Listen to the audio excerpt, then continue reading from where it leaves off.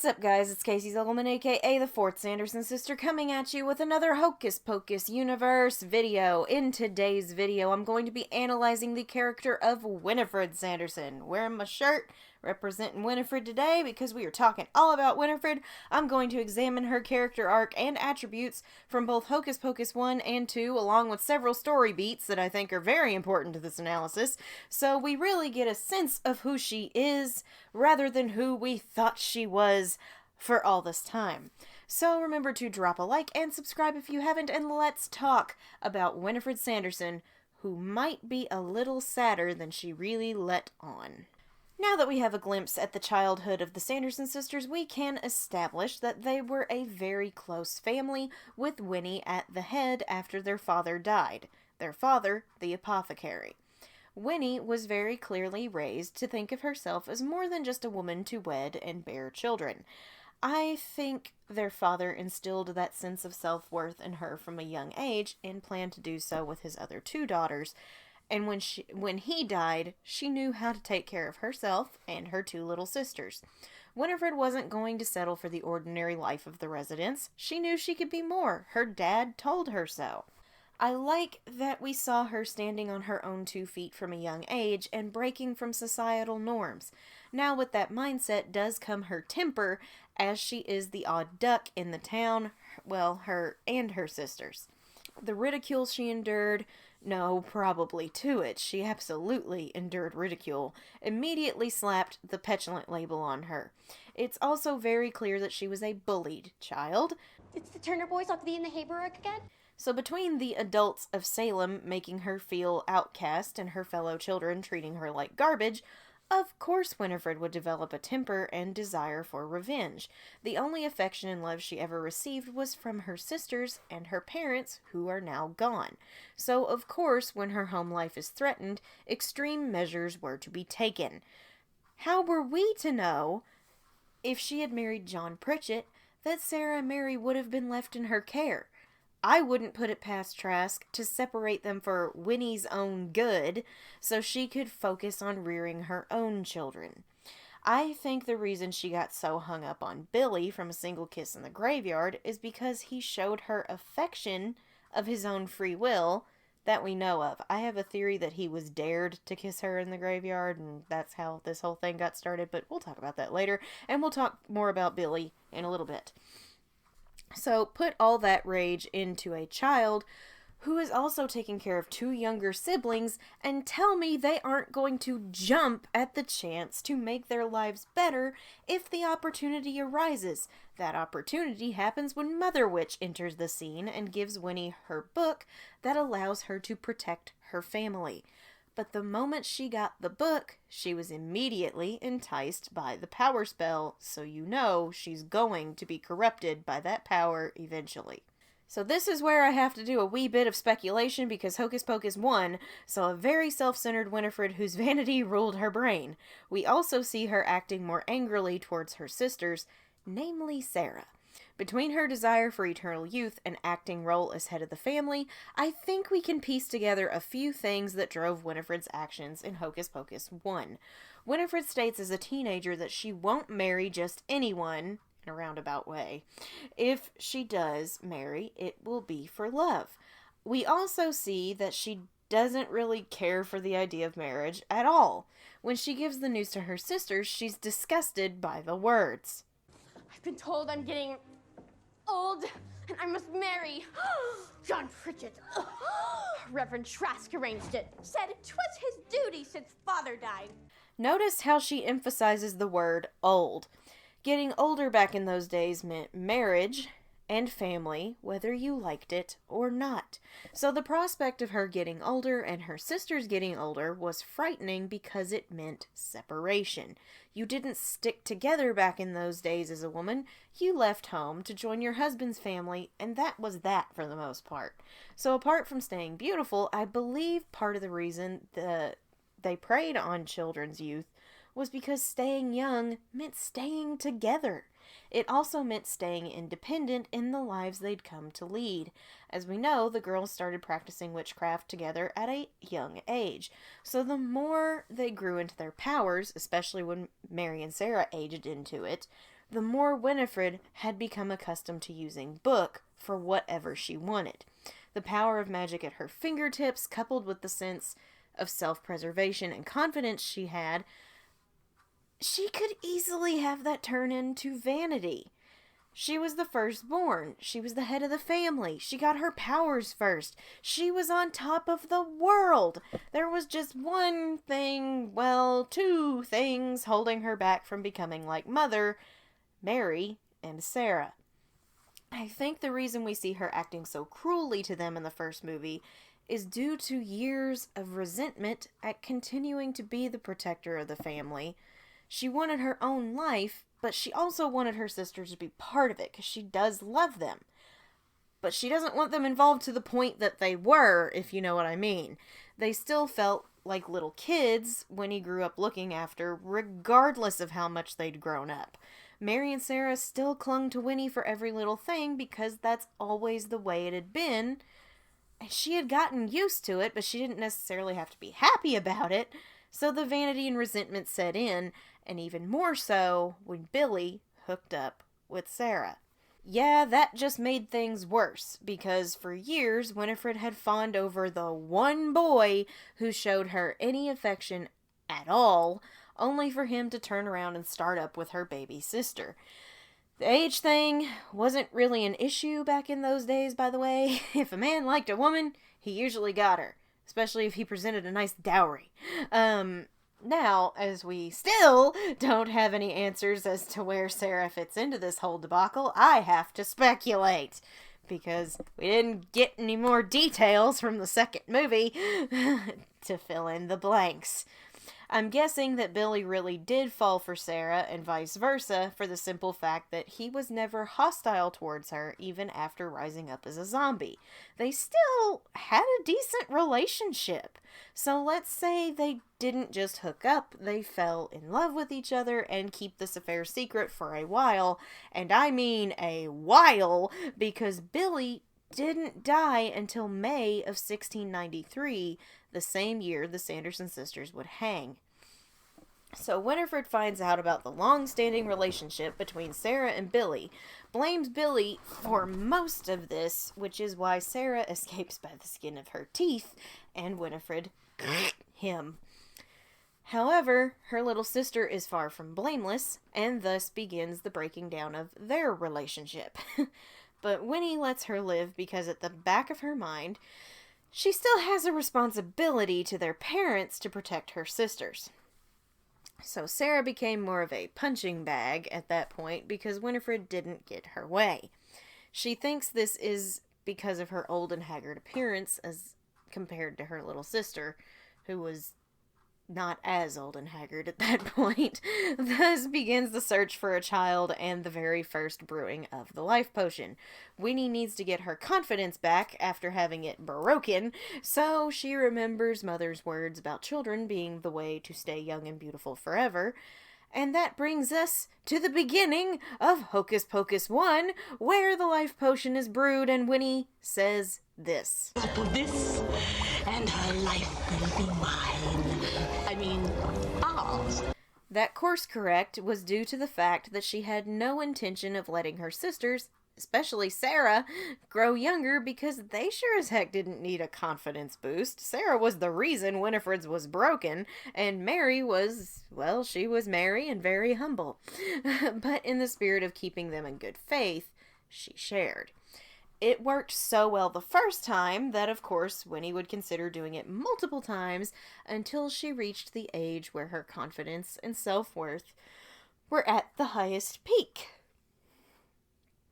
when she was 16. So we go through our original adventure with this goal in mind because that would give her what she wanted, and it would put Sarah and Mary back in their more vulnerable position when they were children. Or they have to take care of Winifred for once. But odds are, get them younger to the point where they're easily to keep under the thumb again. She loves her sisters, but it was way easier to look after them, especially Sarah, when they were kids instead of adults. So That was the goal there. Now, when it came to her poor decision to grab Danny instead of using Jay or Ice, I think I can finally explain this horribly stupid mistake. Winifred was mocked, bullied, and treated poorly by everyone in Salem when she was a child. The way Danny spoke to her, insulting her, brought her back to those memories and blinded her with hatred, anger, and yes, it was a trauma response. As soon as Danny let the insults fly, then promptly got away, Winifred saw red and heard those laughs from her youth. The crying scene where Mary was trying to comfort her and she used Sarah as a tissue. Besides, I want to get that little rat-faced kid that called me. Oh, don't say it, Jody. Ugly? Oh, honey, I know. She really hurt my feelings. She's jealous. She don't even know me. I know. Hits a little different after finding out how she was treated as a kid. Called ugly and petulant and probably just broken. She really hurt my feelings. She doesn't even know me. That wasn't just a funny moment. It was a vulnerable Winifred who, in my opinion, had a trauma response. So how did she plan to fix it? Well, the same way she got revenge on Trask, by using magic. Now, blinded with rage, Winifred only cared about one thing, and that was taking Danny's life for her own. Didn't matter what happened to Mary and Sarah at that point, she wanted revenge. Besides, it was coming down to the wire, and she was desperate, so sharing might have been the last thing on her mind at that point. So, when she said the famous line, What a fool to give up thy life for thy sisters.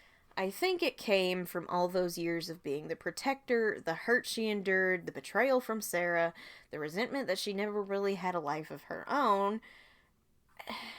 Not to mention, she wanted Danny, not Max. Max wasn't the one who, well, in that scene anyway, insulted her. I think when she told him what she did, she was more so thinking of how similar they were, because they were both trying to protect sisters, right? But in her mind, at least, the difference was how Danny acted.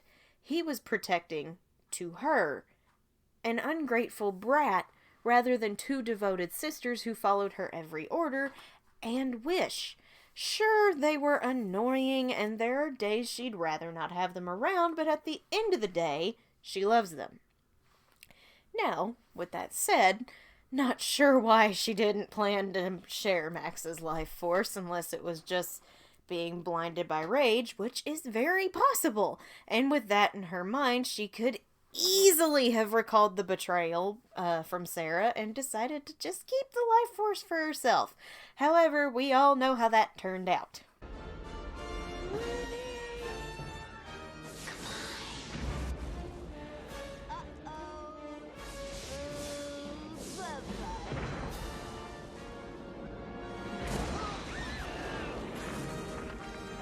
Now, we're fast forwarding to 2022 when the Sanderson sisters are resurrected once again and they have to brew a life potion and kill some teenagers. That plan immediately derails when it is discovered that the Trask bloodline has continued.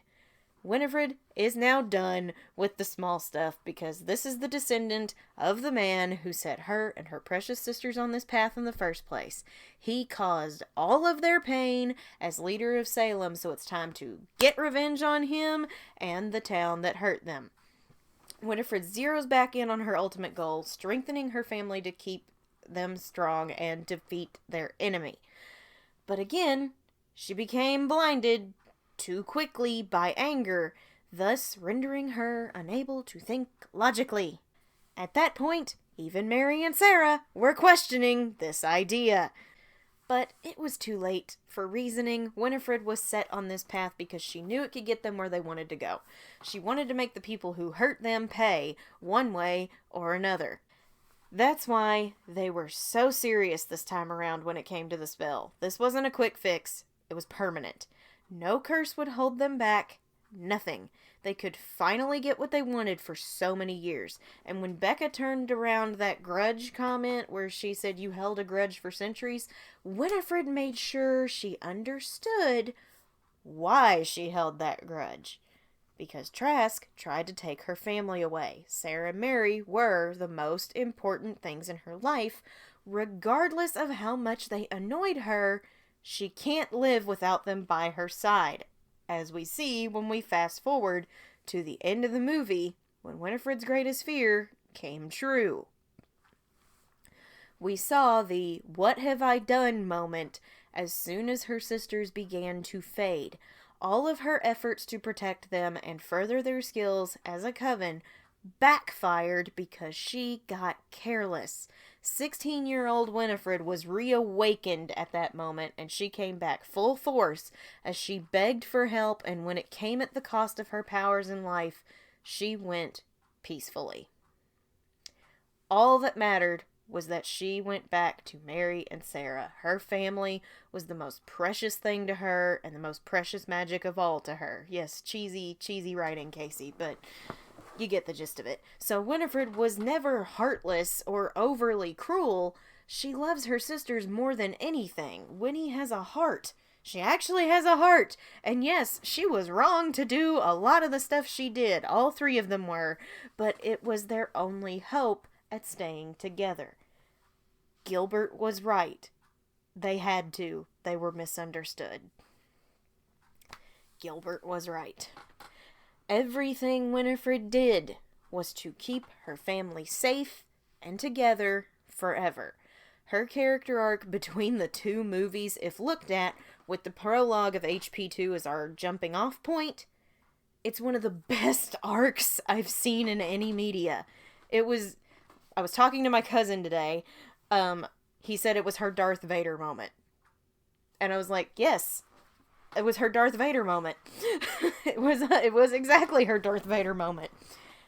We saw her as she truly is. We saw raw Winifred Sanderson. She took off the facade. She took the mask down.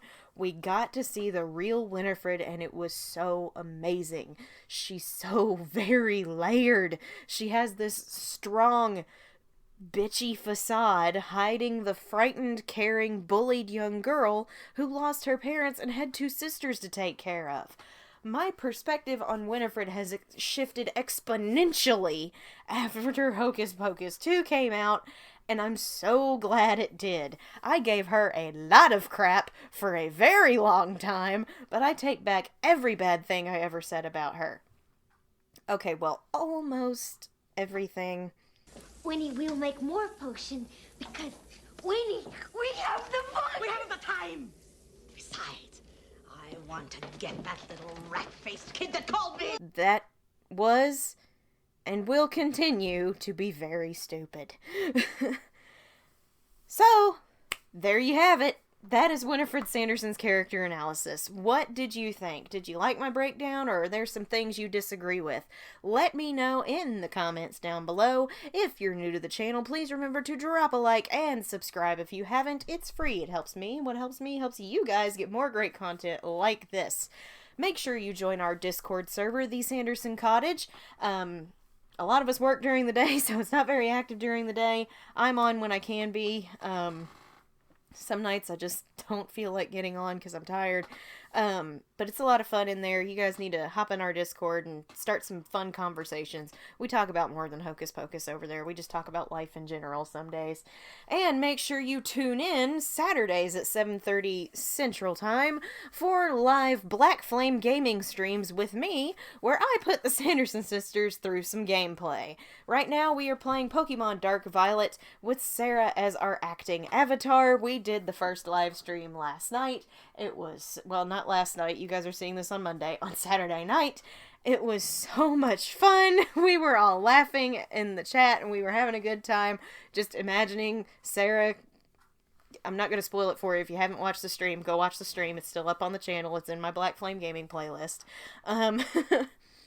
We were laughing about her with her starter, how she was acting just imagining waking up in this Pokemon world and Sarah, the Queen of Confusion, just going, I don't know what's going on. It was so much fun. We're having so much fun. So please tune in to see how the rest of that game goes. And if you're a regular on the channel, please remember to drop a like and share your thoughts on this character analysis down below. Quick reminder, next Monday is our next Q&A session. It'll be the third one I've done. We've already got quite a few questions. If you would like to submit questions, you are limited to 3. Make sure they are appropriate or I will kick your butt. Go find this GIF in the community tab.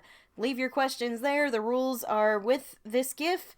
Make sure you submit them before the end of the day on November 26th, which is Saturday.